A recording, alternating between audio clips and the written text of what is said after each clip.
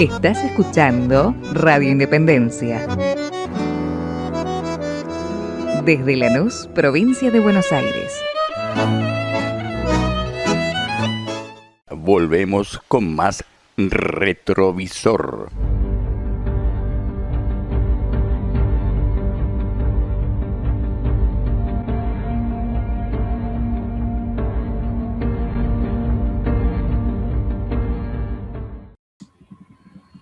Bien, como todas las semanas tengo el placer, la satisfacción de conversar acá con mi amigo, el periodista latinoamericano Paulo Canabrava. ¿Cómo estás, Paulo? Oye, Enrique Vox, es siempre con mucho gusto dialogar contigo en esta radio independiente que se llama Dependencia. Independencia, sí. Pues sí, eso es muy gratificante porque hablamos de cosas muy serias aquí, ¿eh? Sí, y que normalmente por los medios de comunicación no lo encontramos, ¿no es cierto? Sí, Principalmente eso. Así que, ¿cómo está el panorama ahí, Pablo? He visto que el tema COVID no afloja y que la mortalidad sigue siendo alta, ¿no? Sí, y fíjate, ahí los médicos ahí están muy preocupados porque todos los hospitales, te estoy hablando de hospitales de punta, de la clase alta, Sí. ¿no? Hospitales están todos llenos, no hay... Colapsados. No hay, sí, no hay, como se dice, hay cola en sillas de roda porque no hay lechos, ¿no? en el aguardo de unidades intensivas de las UTI, ¿no? No, eso es tremendo, ¿no? De atención intensiva. Entonces, tenemos un cuadro aquí de agravamiento de la COVID. No es una segunda onda, es la primera que aún no llegó a su pico. Caramba. Entonces, eso es muy preocupante porque se está muriendo gente en la casa. Te encuentran gente muerta en la casa. Sí, ¿no? Es una calamidad muy seria y preocupa más aún el hecho de que tenemos un gobierno absolutamente incompetente, incapaz de sensibilizarse con eso, no mueve una paja, ¿no? No mueve una paja. Debía estar haciendo ahí hospitales, poner las Fuerzas Armadas para hacer hospitales de campaña, ¿no? Como claro. Una guerra, esto es guerra. Claro. Ahora... Pero interesante hablar que esto es guerra, ¿no? Pero esta gente desistió de ser soldados, ¿no? Hoy son todos empleados públicos ganando 2 sueldos y no les importa un pito que la nación de sangre. Bueno, justamente eso te iba a preguntar, ¿no? ¿Cómo repercute esto en las capas de la sociedad que son las que sufren las consecuencias, ¿no? Porque siempre va a tener algún familiar afectado, ¿no? Sí. La madre, el padre, el abuelo, un hijo, un sobrino, un tío. Entonces, hay mucha gente que se está arrepentida, ¿no? Se arrepintiendo ahí de haber apoyado esto, pero no resulta en nada, ¿no? No resulta en nada. Se está formando ahí un gran bloque de centro como alternativa a eso que está ahí. que no es alternativa, no resuelve nada, ¿no? Entonces, pero hay luz al final del túnel, ¿no? Y yo espero que no sea un Una tren, locomotora. Sí, la locomotora en sentido contrario, ¿no? Claro, claro. Entonces, fíjate, hoy día he leído una entrevista que dio ahí, publicada en el sitio oficial del PT, ¿no? Una entrevista de José Genuino. José Genuino, egreso del movimiento guerrillero, ¿no? Contra la dictadura, fundador del PT, fue presidente del PT, ¿no? El tiempo cuando empezó la ofensiva de la derecha contra el PT, lo primero que hicieron fue cazar lo que era la cabeza, tronco y miembro del PT, que era el presidente, el secretario general, que era José Dirceu, y el tesorero, ¿no? Lo primero que hicieron fue de captar esa dirección del PT. Claro. Entonces, Genuino se quedó fuera de la dirección del PT todo ese tiempo, fue acusado, fue preso y fue al fin decretado, como se dice, declarado inocente. Y ahora sale, él había sido también, un dato importante, presidente de la Cámara Federal, ¿no? Que es un puesto de relevada importancia, ¿no? Es el segundo poder, ¿no? Son tres poderes. Entonces, él llama el PT a la ruptura. Hay que romper. Caramba. Hay que hacer la autocrítica. Asumimos el poder y no rompimos. Ahora tenemos que mostrar los dientes. No basta morder, porque la oligarquía no le tiene miedo a las mordidas, pero hay que reunir, mostrar los dientes para atacar la derecha, principalmente esa derecha oligárquica, ¿no? Hay que hacer un frente, pero muy importante que él habla, ¿no? Sin ruptura no hay camino. Claro, claro. Te iba a preguntar, Paulo, a ver si tratamos de hacer un análisis antropológico de la cuestión, porque en determinado momento en Argentina también se planteó lo mismo. A Perón le plantearon, con su derrocamiento, la sangre o el tiempo, ¿no? Él eligió el tiempo. Y después admitió que se había equivocado, que el tiempo había costado muy caro en vidas y en atraso para la nación, y que él tendría que haber fusilado varios generales que habían participado en el bombardeo de la Plaza de Mayo, el bombardeo del puerto de Mar del Plata y otros actos terroristas por parte de la derecha.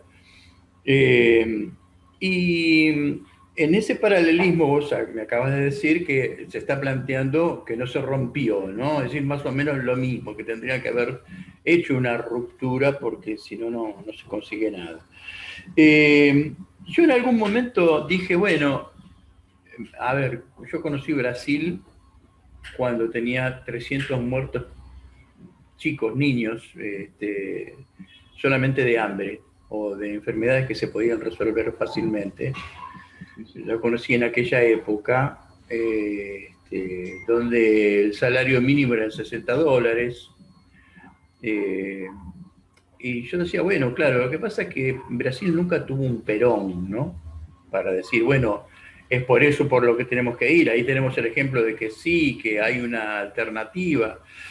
Y con Lula, si bien yo cuando escribí, cuando asumió Lula, yo escribí que a Lula no podíamos esperar de él un Fidel Castro, ni un Che Guevara, ni nada por el estilo, que era un socialdemócrata, y que yo escribí en ese momento, ojalá él consiga eso que prometió de que los brasileños puedan tener 3 comidas al día en Brasil. Yo creo que se experimentó un cambio importante, creo que hubo un avance social importante dentro del gobierno de Lula, principalmente de Lula, pero no quedó esa sensación en la gente de que hubo una situación mejor. ¿O estoy equivocado? Mira, ¿Cómo lo percibe la gente? la gente percibe lo que le dice la televisión, ¿no? La gente percibe lo que le dice el pastor de la iglesia. Eso percibe la gente. Fíjate que el PT fue una... Ya te dije esto, tú te ríes. Una izquierda neoliberal. No, sí, bueno, no lo dije en esos Cuando términos. yo digo ruptura, era romper con el neoliberalismo, no con el capitalismo, ¿entendés? Claro, claro. Romper con la dictadura del capital financiero, con la hegemonía del capital financiero. Claro, del financismo. Entonces, él asumió con un compromiso con el capital financiero. Entonces ahí acabó. Aquella carta a los brasileños, tal, fue un compromiso con el capital financiero. Ahí se acabó, pues. Sí. Ahora mismo, ¿no? Él hizo un discurso ahí que, hablando de la situación, ¿no? Yo le dije, nota 10 en diagnóstico. Muy bien, describió la situación, desempleo, desindustrialización, desestatización, desempleo en masa, hambre, miseria, enfermedad, 200.000 muertos, pero ningún pronóstico. ¿Qué se espera de un líder? Que apunte el camino, ¿qué vamos a hacer? Está bien, el diagnóstico lo estamos viviendo, sufriendo en la piel todos los días. No Claro. Hay que describir lo que estamos sufriendo. Claro, no hay que hacer periodismo, hay que hacer política. No hay que hacer política. Entonces, lo que se espera de un líder es que la situación es esta, vamos a cambiar esta situación. ¿Cómo vamos a cambiar esa situación? No, el enemigo es el capital financiero, entonces vamos a atacar el capital financiero.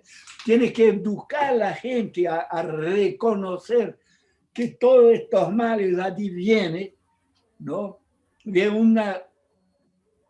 un compromiso de esta oligarquía, ¿no? Y de todos los partidos y los medios de comunicación, ¿no? Prisioneros del capital financiero. Y apuntar que el enemigo es el imperialismo yanqui, sin miedo. Sí. ¿No? Sin miedo. Entonces, hablar de imperialismo yanqui es cosa de los años 50. ¿No? Sí, pero el imperialismo continúa, ahí está. Oh, mijo, carajo, ¿cómo de los años 50? Claro. Eso es de los años 40, también de los años 60, de los años 70, 80, 90. Del 2020 y seguirá siendo si no hacemos nada. No, el imperialismo sigue siendo el gran enemigo de la humanidad. Hoy día ve lo que está ocurriendo ahora mismo en Palestina, en Irak, en Libia, ¿no? Entonces... Sí, sí, tanto sigue siendo que, por ejemplo, hoy me llega una carta de un personaje, se llama el licenciado Jorge Sonnante. Él se presentaba, no recuerdo si como obispo o alguna cosa así de la Iglesia Católica, pero después con el tiempo lo fueron desmintiendo a este hombre y ya no se presenta más como religioso, sino que se presenta como licenciado y presidente de un partido, del partido Unión por la República, y pide en una carta que le mandó a Mike Pompeo, este licenciado Sonnante, en la carta dice: en nuestra mayor consideración, con carácter urgente, solicitamos a usted para que medie y avale ante los organismos internacionales la presente solicitud de intervención política u otra, conforme a los mecanismos legales internacionales para la remoción y exclusión de todo el actual e ilegítimo gobierno de la República Argentina, como así de los senadores y diputados nacionales y de todas las provincias, atento a que estos han llegado a sus cargos actuales cometiendo fraude electoral con la complicidad de la oposición política actual, siendo estos hechos muy coincidentes con la actual situación electoral por la cual estarían ustedes viviendo con dominión. Se refiere a las elecciones en Estados Unidos y al reconocimiento en Estados Unidos de que este fraude se aplicó por parte de Estados Unidos en otros países y en otras elecciones también. Si no se reconociera y si no se percibiera a Estados Unidos como la cuna del imperialismo internacional, al menos como mascarón de proa del imperialismo británico, del imperialismo israelí también, francés, y etcétera, con la OTAN detrás y todo eso, no se estarían dirigiendo estas misivas a nada más ni nada menos que a Mike Pompeo, ¿no? Que conocemos el carácter de este individuo. Dice respecto de lo que veníamos conversando sobre la vigencia del imperio, ¿no? Sí, sí, sí. Y Estados Unidos ultrapasó Inglaterra y Francia, entonces se impuso sobre ellos la hegemonía del dólar a través de sus 6 flotas navales, ¿no? 6 flotas navales, 6 escuadras navales. El complejo industrial militar, ¿no? Sí, sí. Que denunció el presidente. Es una hegemonía impuesta, fíjate. Si tú miras lo que es Europa, 50 años, ¿cuántos? 60 años de posguerra, ¿no? Sí, sí, claro. Sigue ocupada, pues, ¿no? Sí, sí. Ocupada, con bases militares.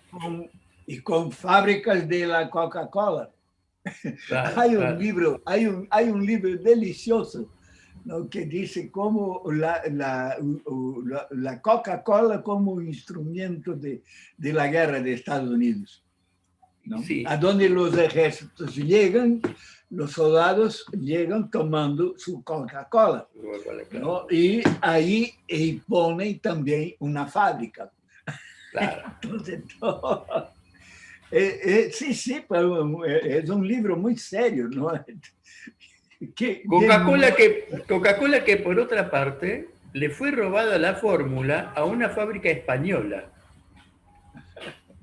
Sí, Tengo... que es yo no sé cómo la gente le soporta esto. A mí me parece una cosa ignoble. Sí, sí. Sí, Bueno, es algo impuesto. Yo durante muchos años no podía estar sin tomar Coca-Cola, ¿no? Pero uno se cura de cualquier enfermedad. aquí, cuando utilizamos para desentupidor de la pila, ¿no? Sí, sí, sí. Destapador de cañería, sí, sí, sí, sí. Eso, Sí, destapador de acá también, sí. Pero el vinagre es mejor, ¿eh? El vinagre es mejor. No, pero Pablo, es más, tenemos 3 minutitos que aprovechémoslo al máximo. eso. Entonces, aquí estamos en un embrollo, ¿no? De definir qué es el centro, qué es derecha, como si hubiera un centro que no fuera de derecha. Claro. Y como si hubiera una izquierda, ¿no? Que no fuera un centro. Un centro complaciente con la derecha. Entonces, pero hay luces, ¿no? Hay movimientos que, como ese que yo acabo de citar, ¿no? Llamando el PT a que asume la rebeldía. Entonces, yo creo que no hay otro camino para los pueblos, ¿no? Que no sea el de la rebeldía.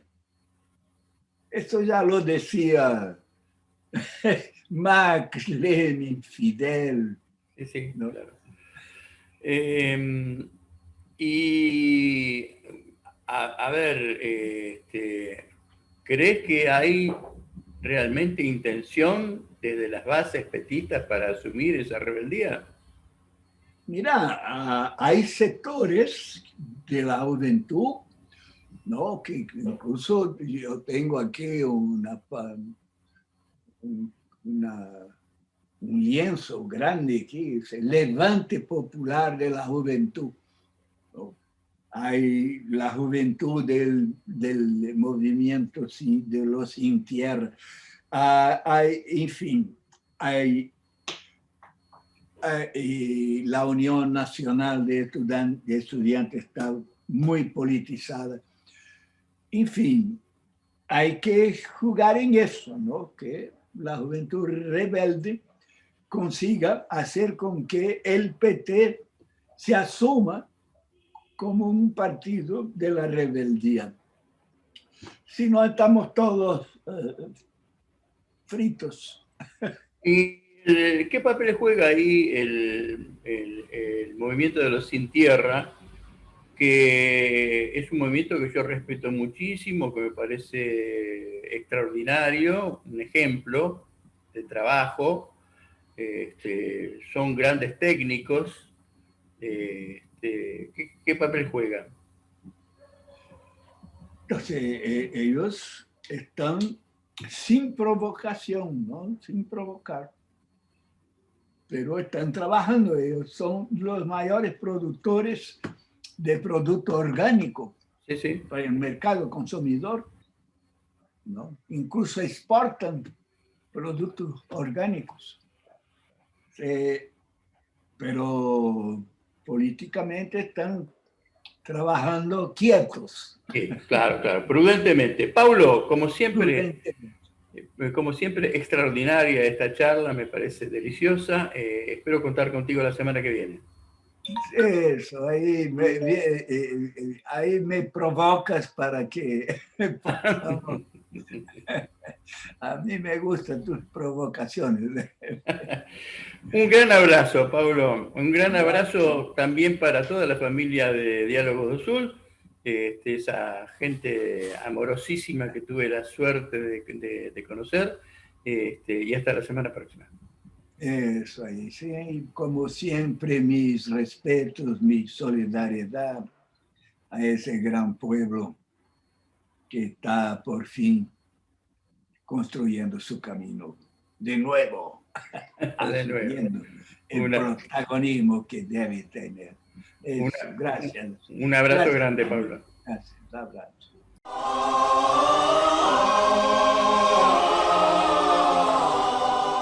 Vos no te vayas. Vamos a una tanda y enseguida volvemos con más Retrovisor.